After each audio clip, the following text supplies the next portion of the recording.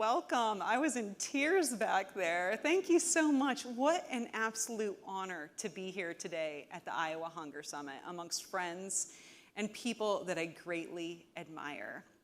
Last year, I was sitting right down here as my boss, Dr. Jim Blessman, was awarded the Iowa Hunger Award, and I was so proud of him. And when I was asked to speak today, I thought I would talk about Blessman International and all the amazing things that we do to feed tens of thousands of people in South Africa. But instead, I was asked to tell a different story, a story that is a little difficult for me to tell. And as I sat down to write it, I couldn't help but think where I was just a couple months before I was sitting down there last year. I was standing in my neighbor's house, or what was left of it, after an EF4 tornado devastated my hometown of Greenfield, Iowa. She didn't make it to the basement. Her and her dog made it to the bathroom, where they huddled as the roof was ripped away and the walls crumbled down on top of them. Thankfully, by the grace of God, they were okay. And a couple of days later, I was standing in what was her kitchen with her as she was trying to sort through anything that she could salvage. She had two piles. One was for keepsakes, and then she was making another pile. And when I asked her what the other pile was for, she said, well, those are donations for the people who were impacted by the tornado.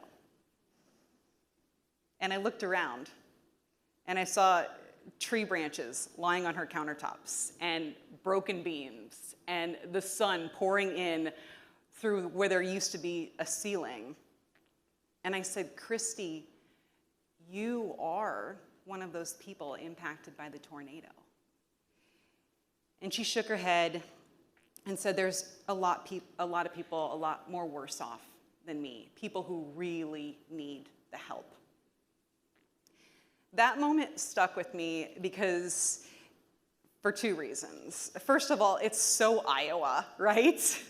Like, even in devastation, we're out there trying to help one another. It's who we are, it's part of our DNA, and it's why I'm so proud to be an Iowan. The second reason it stuck with me is because it reminded me of a time where I was the one who needed help and couldn't see it.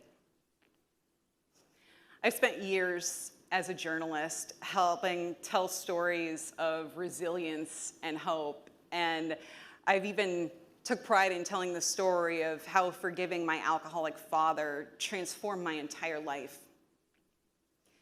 But the story that I'm asked to tell today doesn't highlight my strengths. It shows my vulnerability.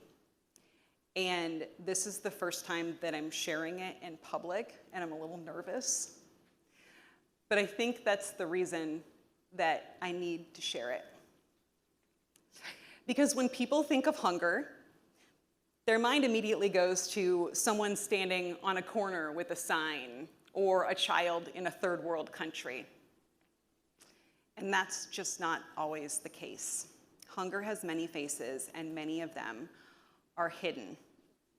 Some wear scrubs, some wear uniforms or suits or heels, and some sit in lunchrooms and pretend not to be hungry. I know because I was one of them. I grew up the daughter of a single mom who worked long hours at a factory. My father, a Vietnam vet who struggled severely with alcoholism. Sometimes we had food in our fridge, and sometimes we didn't.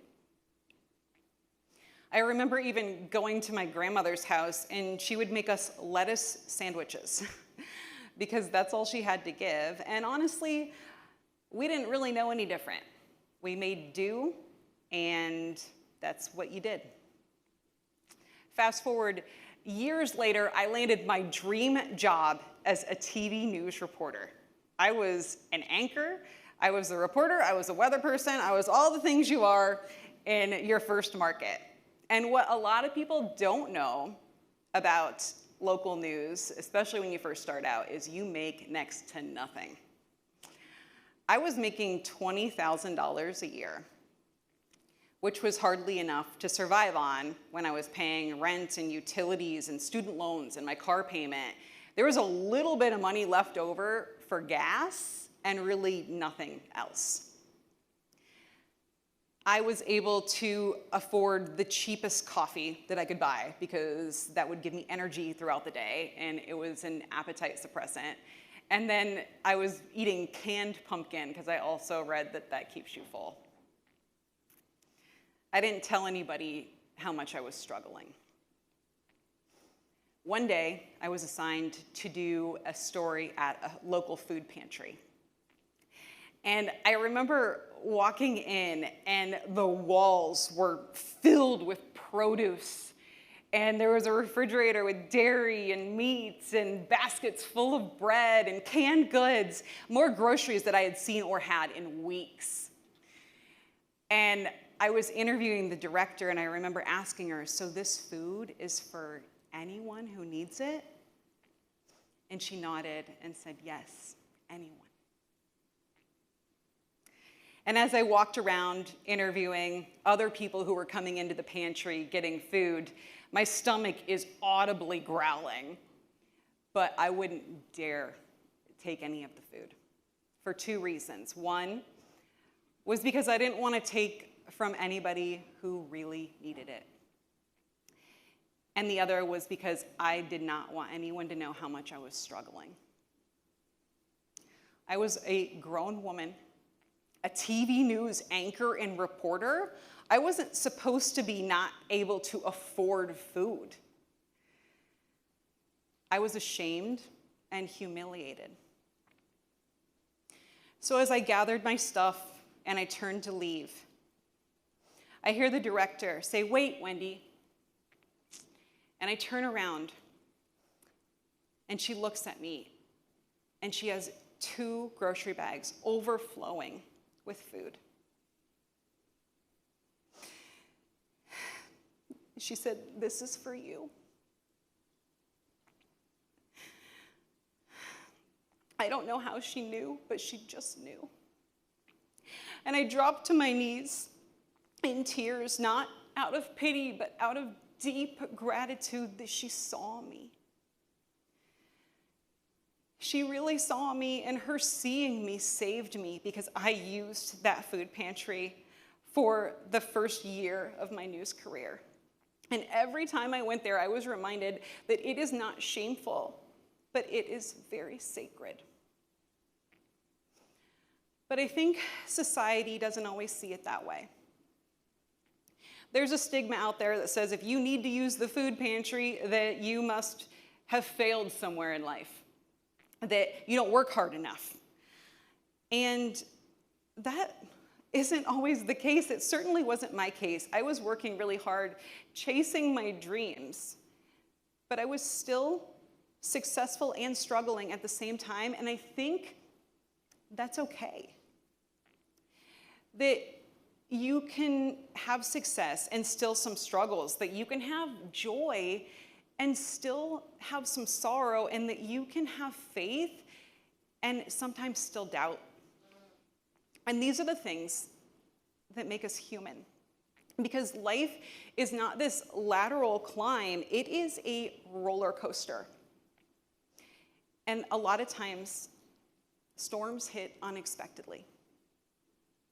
Like last year, after the tornado devastated my hometown.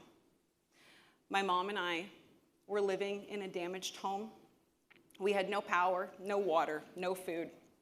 And once again, I found myself needing help. And help poured into my community.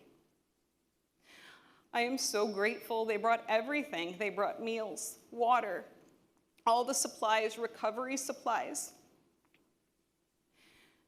They were asking for anything in return. They helped save our community. All they did was come and say, this is for you. Life is unpredictable.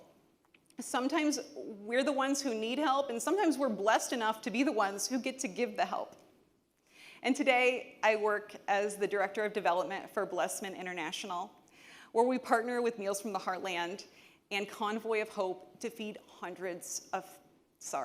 tens of thousands of children in South Africa. And earlier this year, I was over in Africa, and we were at this preschool, and there were children sitting on the floor quietly eating their Meals from the Heartland meals. And it was so cute and adorable, and there was just silence, except for one little girl who was wandering around crying. And I saw her, and my heart broke for her. And it must have been pretty visible on my face, because here comes a worker who's juggling 3 babies and also shoves a plate of food towards me and points at the girl. And I walk over and I take the plate of food, and I slowly walk over to the crying girl, and I kneel down, and I put my hand on her back, and I smile, and I say, "This is for you." She stopped crying. I fed her every single bite, and to me, that was such a sacred moment. It was a full circle moment. So whether it's in Iowa or all the way across the world, hunger has many faces. Some of them are very obvious. Some of them are crying out. And some of them are hidden. But the answer is always the same. Love, compassion, dignity. And sometimes all it takes to change a life is for someone to stop and say, "This is for you." Thank you.